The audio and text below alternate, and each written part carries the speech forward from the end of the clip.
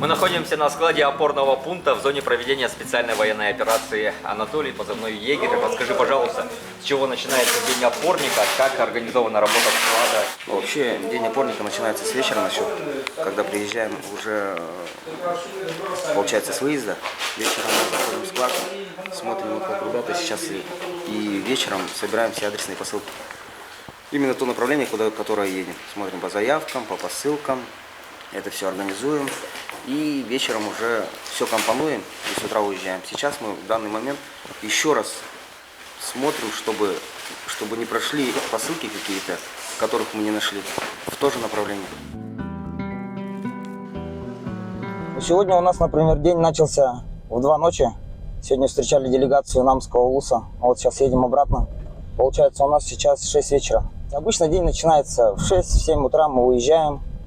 И в зависимости от того, какое направление мы едем. Бывает и то, что с этих же направлений забираем солдат и везем их на ЖД вокзал.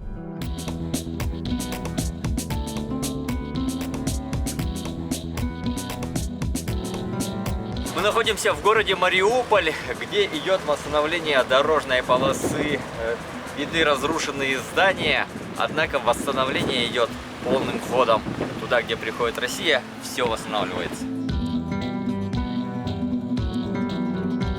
Конечно, логистику мы выстраиваем вечером. Вечером мы подбираем посылки, сразу по направлениям раскидываем, смотрим заявки, которые поступили нам, и адресные посылки. После того, как мы все сделали, мы грузимся и с утра рано выезжаем. Как нужно ездить? Какие навыки вождения? Ну, навыки вождения, во-первых, нужен навык пользования GPS, потому что в некоторых местах не ловит ничего, работает рэбы. И, во-вторых, это нужно быть очень внимательным в течение дня. Иногда бывают такие случаи, когда заезжаешь в лесополки, смотреть под колеса, чтобы не было вогов и остальных. Вог это что? Вог это граната, грубо говоря, простыми словами.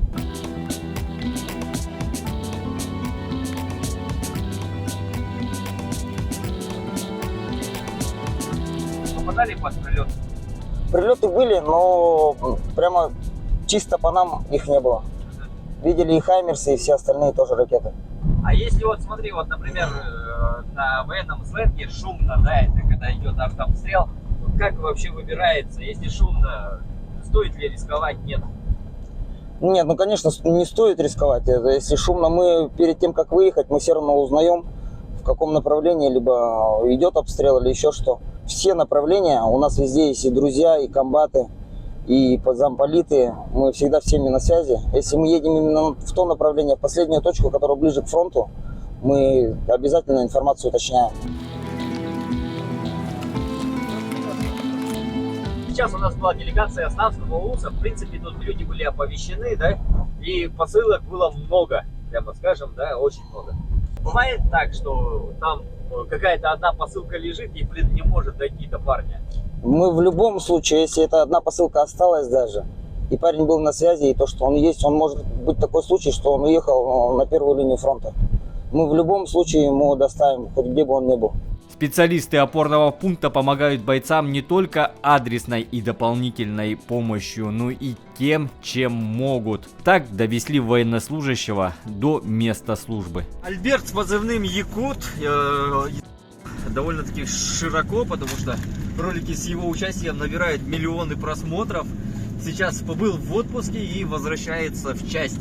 Скажи, пожалуйста, вот во время отпуска что ты успел сделать, кого увидеть? Какие были эмоции, когда ты вернулся в Якутск? Дома, радость, конечно, зиму потрясал немножко, потому что у нас еще снег лежал, здесь снега еще не было, даже зимой. Но дома побыл мало, 4 дня, а позвали обратно. Ситуация такая сложная становилась, что вызвали обратно, позвали, что я обратно едем. Какие эмоции испытываешь, когда обратно возвращаешься? Странные эмоции, как будто домой еду. К пацанам ждут. Есть ли какие-то планы на будущее? Какие могут планы? Победить, чтобы война быстрее закончилась, чтобы все были живы, здоровы, ребята, чтобы все вернулись домой. По доставке гуманитарки что можно сказать? Вообще, По она доставке нормально? гуманитарки, Вот мы же едем сейчас с сапожниками. да, смотрите, вот, парни, по гуманитарке очень отлично. У нас тылы крепкие, хорошие. Постоянно привозят. Сколько мы сейчас? За полгода, что мы находимся, уже много раз уже приезжали. То, что заказываем, привозят. Республика помогает. Она стоит, по-моему, на первом месте по гуманитарке. Во всей СВО.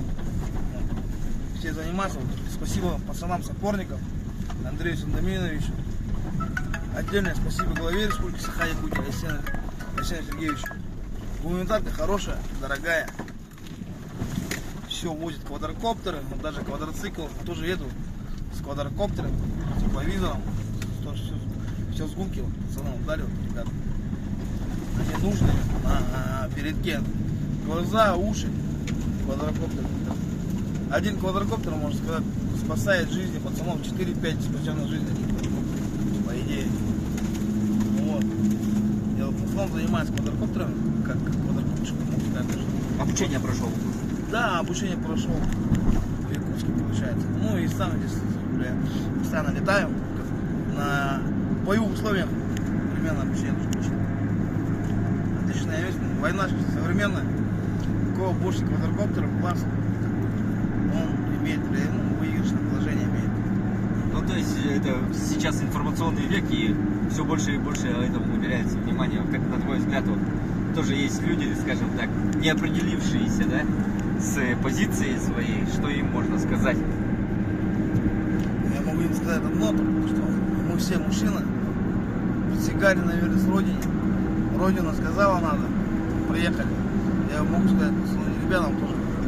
Если позвали, езжайте. Если не позвали, ждите, работайте. Значит, ваша работа нужнее в тылу, там у себя. Не все же могут воевать, правильно? Но если призвали, то имеет честь приехать и защищать свою родину.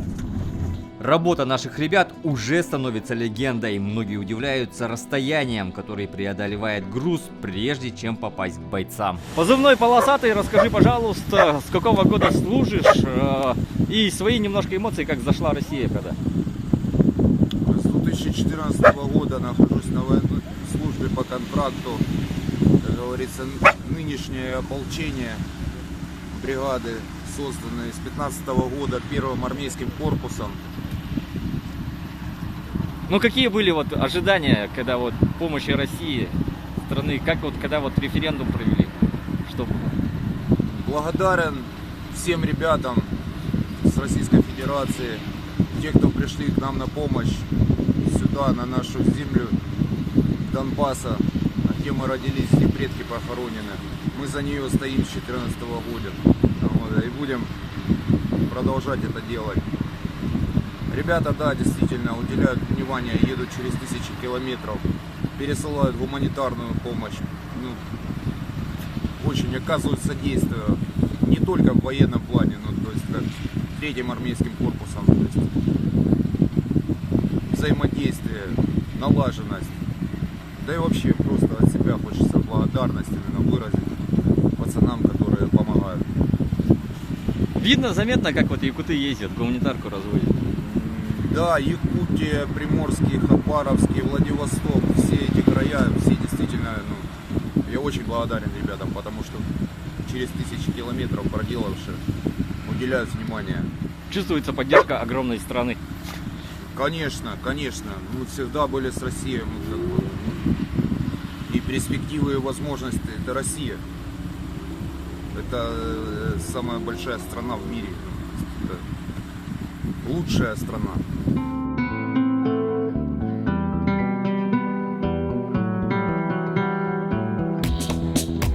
Почему приходится так быстро ехать?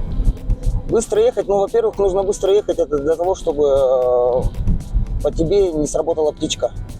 Чтобы не был, если будут работать именно по нам, чтобы, грубо говоря, не попали по машине. Так как мы ездим... То есть это птичка, это дрон? Птичка это дрон, да. Который рисует твое местоположение и передает артиллерии.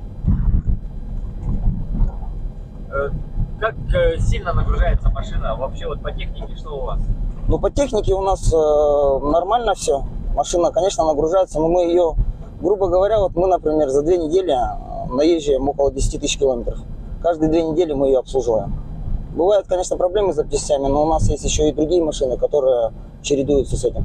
Конечно, главное не техника, а люди, которые выполняют эту опасную, но столь необходимую работу.